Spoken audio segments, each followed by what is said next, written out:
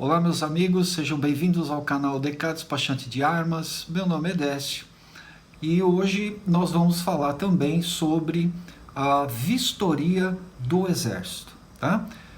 De que maneira ela é feita, quando ela é feita, né? E como você deve se portar nessas vistorias, tá? Este vídeo é um complemento do anterior, onde eu abordo sobre a segurança do acervo, né? Então a vistoria tem tudo a ver também, né, com como você trata a segurança do acervo.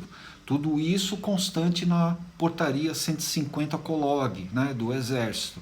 Então lá que estão determinadas as formas, como isso vai acontecer, tá? E você tem que estar preparado para receber essa vistoria caso ela aconteça, tá? Então acompanhe aí que a gente vai explicar mostrando aonde está na portaria para que vocês possam ter uma noção mais precisa sobre o assunto.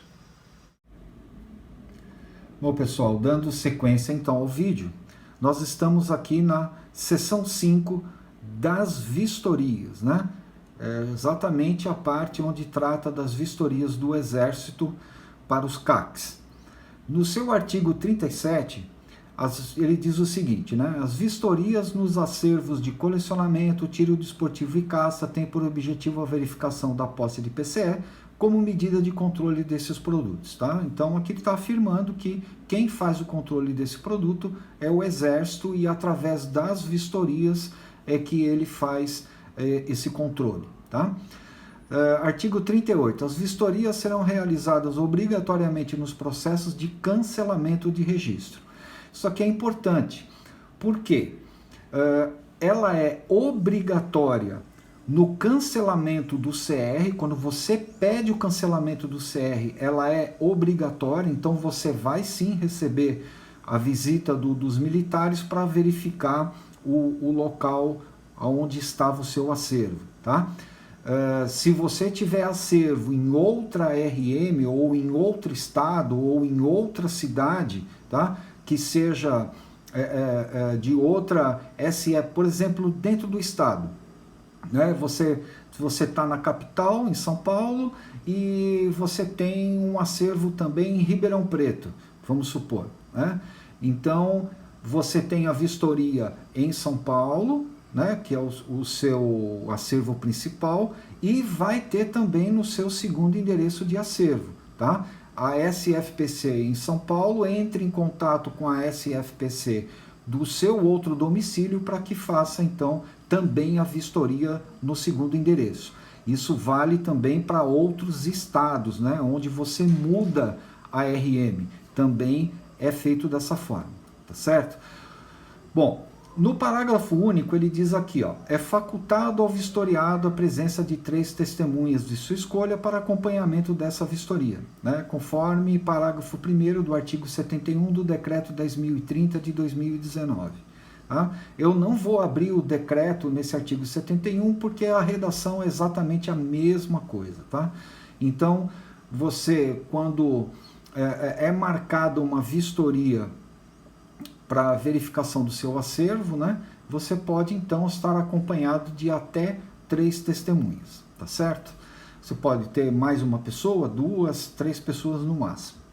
Depois, no artigo 39, quando o local de acervo de colecionamento, tiro desportivo ou caça situar-se em área de outra RM, a vistoria poderá ser realizada pelo SFPC da área onde o acervo se encontra, mediante solicitação do SFPC de vinculação do titular do acervo, que é o que eu tinha explicado anteriormente, tá? Então, no caso de outra RM, né, de você ter um acervo em outro estado, tá? Então, pode sim ser solicitado através das OMs, né, essa vistoria, tá? Então, não adianta, não tem como escapar.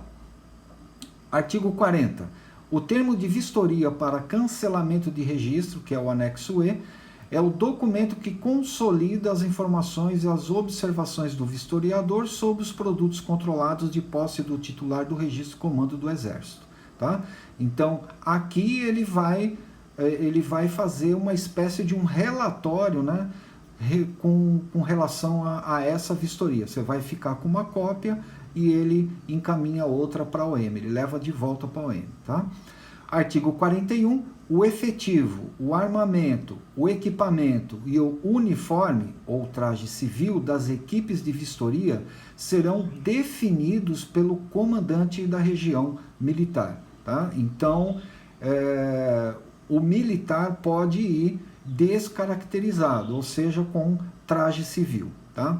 Isso daqui é um problema, tá? Porque como é que você vai saber que quem está no traje civil é realmente o militar daquela OM?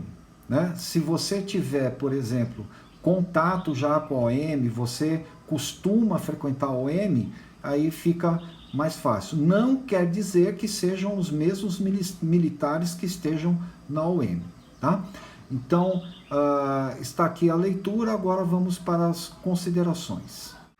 Bom, como nós pudemos observar agora, né, que nós fizemos a leitura da parte de vistoria, né, relativo somente à vistoria, então nós vamos então para as considerações. Tá? Bom, vamos entender o funcionamento dessas vistorias. Vou dar um exemplo, né? Você pediu a concessão de CR, tá certo? E na atividade que você está solicitando, ela tem lá ou só atirador, ou só caçador, ou atirador e caçador, tá certo? Então você tem que cumprir a exigência que está no item 1. Se você pediu na atividade atirador, caçador e colecionador, né? Eu inverti a ordem aí, mas é o CAC, né? Caçador, atirador, colecionador. O colecionador já entra no item 2, tá? Então você vai ter que ter o item 1 e o item 2, tá certo? Você pode ter ali o A e o B, né? Eu acho que é a linha, né, que chama. A linha A e a linha B referente ao item 2 no caso da guarda do acervo, né, que eu fiz lá no primeiro vídeo, tá certo? Então você já tem que estar preparado para isso, porque se você for escolhido para ser feita essa vistoria, vai ser na base da atividade com aquilo que você tem lá, tá certo? Beleza. Bom, eu fiz o pedido de concessão, né, e não teve vistoria. É possível, né? Nós passamos 2 anos aí nessa condição sanitária que nós tivemos, né? E que realmente atrapalhou bastante essa parte de vistoria, praticamente não fizeram, tá? Pelo menos eu não tive notícia. Eu trabalho com CR no Brasil inteiro, tá? E não tive nenhum retorno, nenhum feedback de algum cliente que tenha sido marcado a vistoria, mas ela pode acontecer, tá? Você pediu, você fez o CR, saiu o seu CR, agora você vai pedir a autorização de compra. Pode-se fazer uma vistoria? Pode. Também é facultativo. Pode acontecer como pode não acontecer. Tá? Eu fiz a autorização, foi deferido e não fizeram. Ok. Você vai então fazer o CRAF, né? Vai fazer o pedido de CRAF. Pode acontecer a vistoria? Pode. Né? Também sempre linkando na atividade, certo? Então toma cuidado com isso, porque dependendo da atividade e da autorização para o acervo, ou de atirador, ou de caçador e de colecionador, né, que você tenha lá no seu CR, então pode ser que o militar fala para você, olha, o seu ambiente não está de acordo, né? Vamos dizer que você não tenha grade, que você não tenha 2 trancas, aí o negócio complica, tá? Você pode alegar, e aí vai depender do militar aceitar ou não, né?